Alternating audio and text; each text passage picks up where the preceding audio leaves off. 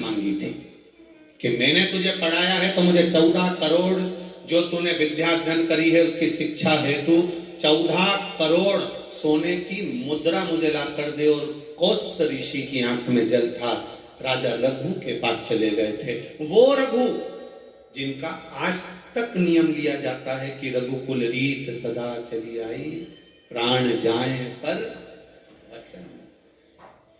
कौत्स आए, कौत्स ब्राह्मण ने आंख में जल भरा था। राजा रघु ने देखा, शिव जी की पूजन करके उठे थे राजा रघु, और उन्होंने देखा कि एक ब्राह्मण दरवाजे पर खड़ा हुआ है, आंख में अश्रु है उसके, नैनों में जल भरा है उसके। पूछा, क्या बात है ब्राह्मण देवता, क्या हुआ? हुआ क्या ब्राह्मण देवता, क्यों रो रहे हो?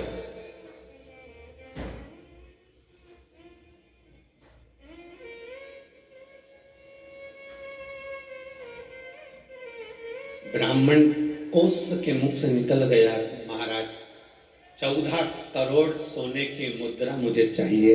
मेरे गुरुजी वर्तंतु ऋषि को मुझे देना है, क्योंकि उन्होंने मुझे पढ़ाया, शिक्षा दी।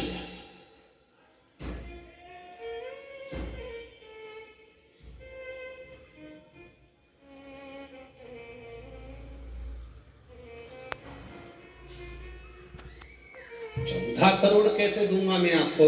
अभी तो मैंने 3 दिन पहले यज्ञ कराया, बड़ा यज्ञ हुआ, समापन हुआ, पूरा कोष उसमें समाप्त हो गया। अब मेरे पास इतना नहीं बचा। 1,000 मांग लो, 5,000 मांग लो, 10,000 मांग लो, 20,000 सोने की मुद्रा दे देता हूँ। 1 करोड़ भी अगर सोने की मुद्रा मांगते हो तो दे देता हूँ, पर 14 करोड़ सोने की मुद्रा कैसे दूंगा? 14 करोड़ सोने की मुद्रा मेरे पास नहीं।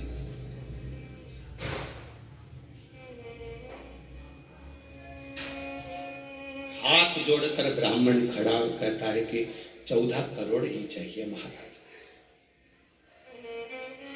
ठीक है, राजा रघु इतनी जल्दी किसी को वचन नहीं दे, और वचन दिया है तो फिर निभाना।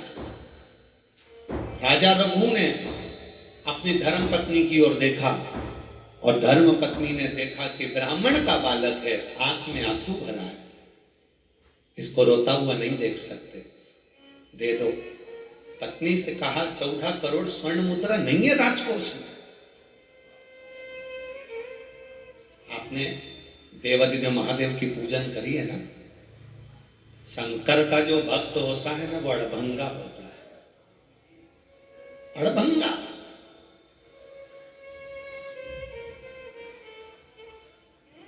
शिव का जो भक्त है वो अड़भंग है,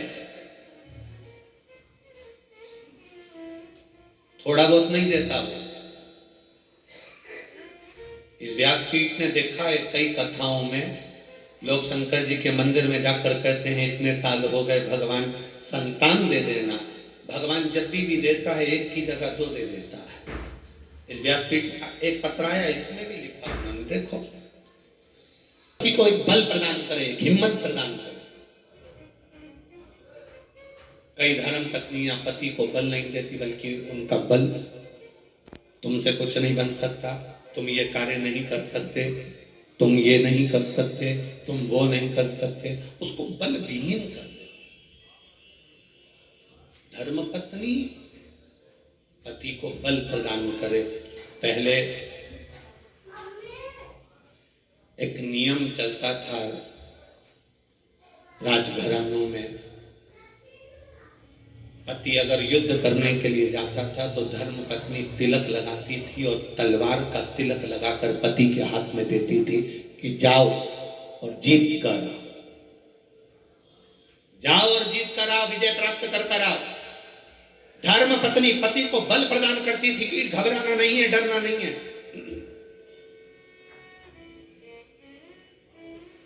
शिव भी यही कहते, क्यों घबराना?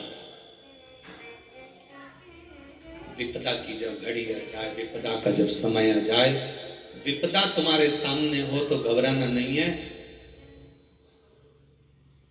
मेरे साथ हैं भोलेनाथ जी, किस बात की चिंता।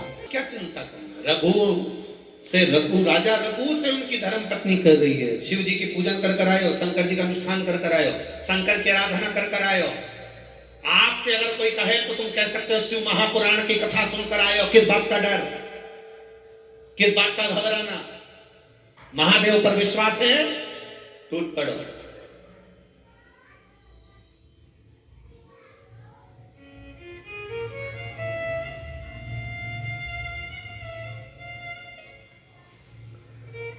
अरे भाई, अब सौंप दिया इस जीवन का सब भार तुम्हारे हाथ, उसमें घबराना क्या है?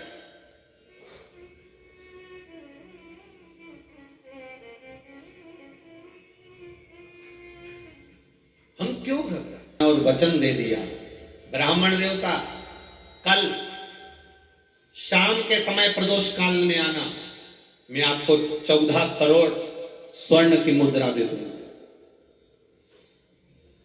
ब्राह्मण आंख के आंसू पहुंचा, प्रणाम किया, जय हो महाराज आपकी, धन्यवाद।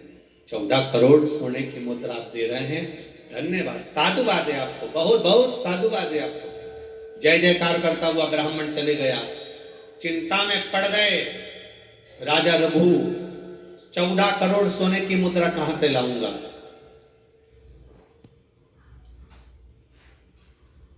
14 करोड़ सोने की मुद्रा कहां से लाऊंगा? और इतनी मुद्रा किसी आसपास के राज्य में भी नहीं है कि किसी राजा से लेकर जाऊं, किसी प्रजा से लेकर जाऊं।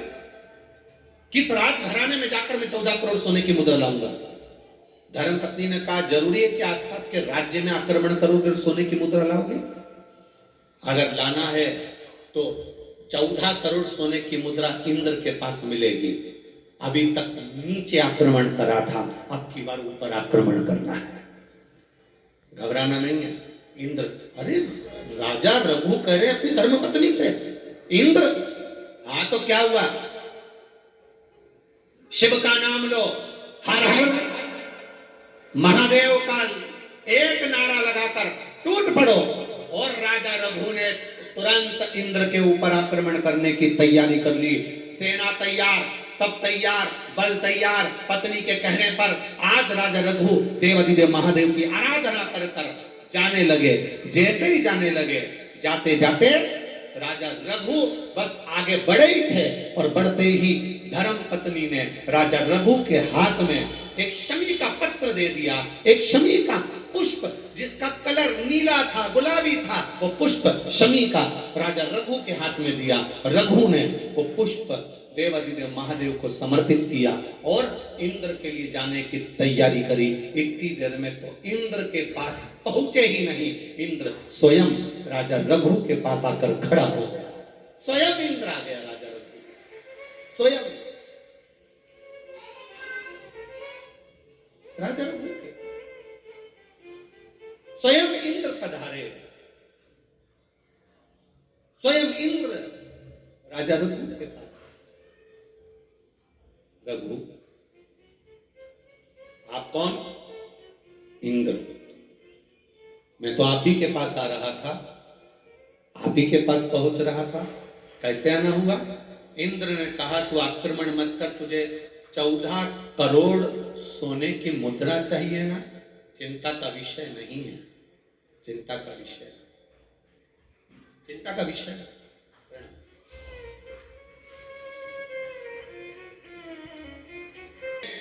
तो चिंता मत कर, तूने जब एक शमी का पुष्प देवाधिदेव महादेव को समर्पित करा है तो उसका बल इतना है कि 14 करोड़ सोने की मुद्रा तो इंद्र को देना ही पड़ती है।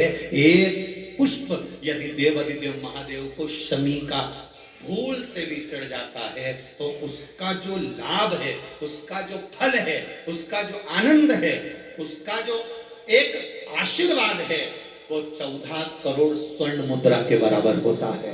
तो चिंता मत कर।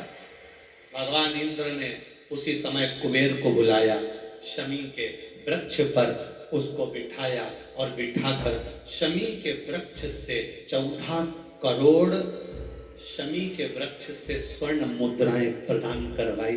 वो स्वर्ण मुद्रा 14 करोड़ जब प्राप्त हुई तो कोस को दी गई। कोस ब्राह्मण ने उन मुद्राओं को ले जाकर वरतंतु ऋषि को दिया। वरतंतु ने वो मुद्रा पाकर पुनः राजा रघु को प्रदान कर दिया। राजन, मुझे तो केवल इस शमी की महत्वता को जानना था, इसलिए मैंने ये लीला रची थी। आपसे निवेदन है, जिंदगी में प्रयास करना।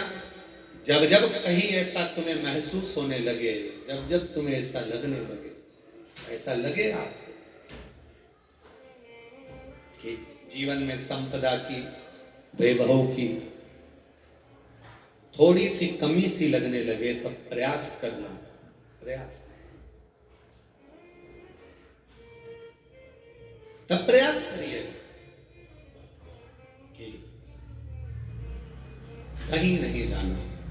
एक शमी का पुष्प आस्था चैनल पर आप लोग दर्शन कर रहे होंगे, नीले कलर का। एक सवेरे कोई पत्रकार बंधु भी हमको ला कर दिए हैं शमी का पुष्प।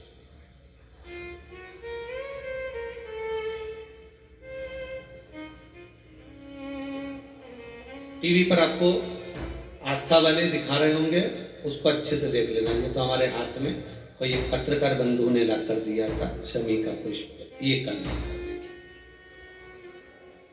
हाँ आप ही लाए थे, साधुवाद था।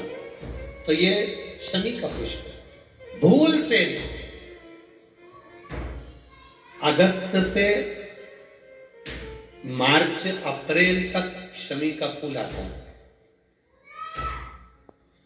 लगभग एक आध महीना कोई वृक्ष ऊपर नीचे हो सके तो हो जाए, पर समय यही रहता है। लगभग प्रयास कर। एक शमी का पुष्प भी अगर भूल से भी देवाधिदेव महादेव को समर्पित हो जाता, शंकर भगवान को भूल वश भी चढ़ जाता, तो व्यक्ति खड्डे में नहीं गिरता, अगर गिर भी गया तो उबर कर वापस बाहर आ जाता है। धन वैभव संपदा में शमी पुष्प की बड़ी महत्वता, बड़ी महत्वता। हमारे बीच में आज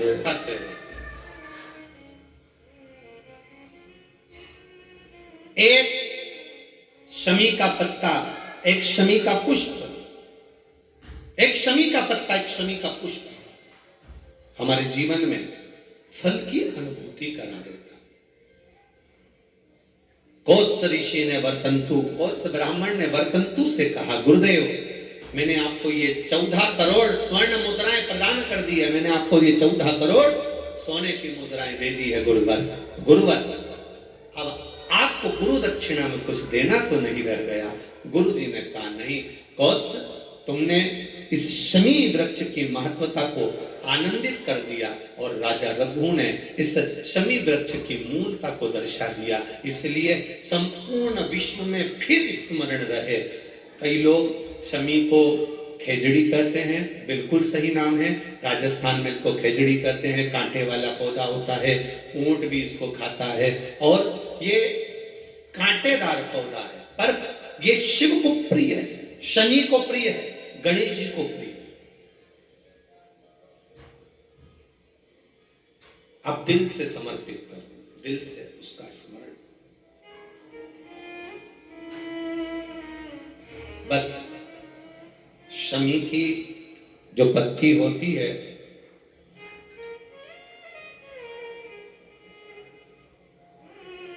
शमी की जो पत्ती होती है, एक पत्ती में जितनी पत्तियां लगी होती हैं और एक पत्ती के अंदर, जरा ध्यान देंगे, जैसे इस पत्ती में ढेर सारी पत्तियां लगी हुई है, उस पत्ती में से भी एक पत्ती तोड़ोगे और एक पत्ती तोड़ने पर उस पत्ती को भी अगर गिनोगे तो उसमें बहुत सारी पत्तियां होती हैं। आज प्रयास करना, अगर कहीं आपको शमी की पत्ती मिले तो जैसे ये पत्ती, इस पत्ती को तोड़ा गया, इस पत्ती में से एक पत्ती निकाली गई और एक पत्ती निकालकर आप धीरे से रखना, उसमें भी बारीक बारीक बारीक बारीक बारीक बारीक बहुत सारी पत्तियां नजर आती हैं। शिव महापुराण की कथा कहती है, जो सोमवार की अष्टमी हो या प्रदोष का व्रत हो या 12 महीने की शिवरात्रि हो या किसी भी दिन प्रदोष काल के अंतर्गत शंकर भगवान को एक शमी का पत्ता कोई भूलवश भी समर्पित कर देता है तो जितनी एक पत्ती में पत्तियां होती है और उस पत्ती के अंदर भी एक पत्ती को तोड़ने के बाद जितनी पत्तियां होती है उतने जन्म मृत्यु लोक में मनुष्य के नहीं होते। 84 लाख योनियों में से वो योनियां कट जाती हैं और देव योनि प्राप्त हो जाती है। एक शमी पत्र की इतनी महत्वता है, एक शमी पत्र। आज के जमाने में दुनिया के लोग